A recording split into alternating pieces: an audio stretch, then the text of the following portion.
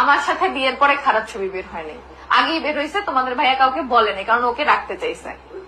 ফাজিল মহিলা। সেই আমার ননাসের ড্রেস পরে সে পরকিয়া করতে গেছে। আমার ননাসের যখন ছবি দেখাইছি বলতেছে কি রে এটা তো আমার ড্রেস পরা। আখির পরকিয়ার বিষয়ে মুখ খুললেন তিশা, এবং তিশা মুখ খুললে কি কি বের হতে পারে আশা করি সবাই আমরা কম বেশি বুঝে গিয়েছি। দর্শক, বিষয়টা সম্পর্কে জানতে পুরো ভিডিওটি দেখতে থাকুন।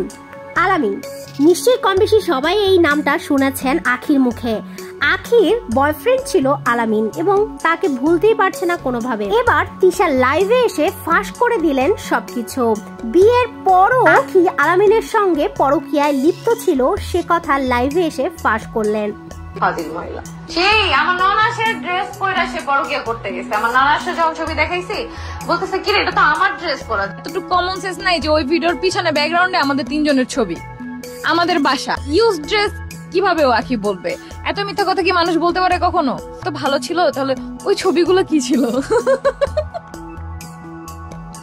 যাই হোক, দিন শেষে আমার জামাই আর আমি খারাপ। আজকে তো দেখো ক্যামেরা স্ট্যান্ড ধরলে কেমন লাগে।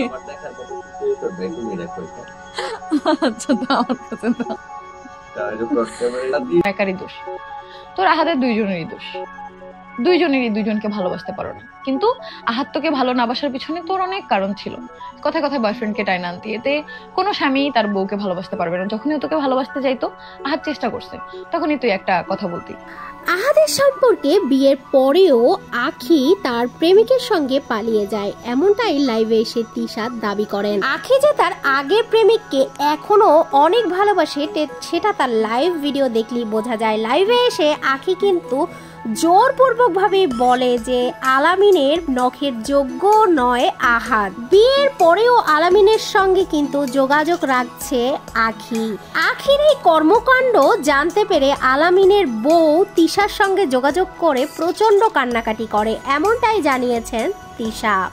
খুব অল্প সময়ে আখির যেমন ফ্যান ফলোয়ার্স বেড়েই গিয়েছে তার পেজ দেখলেই বোঝা যায়, কিন্তু তিশা মুখ খোলার পর এমন ফ্যান ফলোয়ার্স কি আদৌ থাকবে, এটাই হচ্ছে চিন্তার বিষয়। বর্তমানে সোশ্যাল মিডিয়ায় কিন্তু নানান ধরনের সমালোচনা তৈরি হচ্ছে আখির বিরুদ্ধে।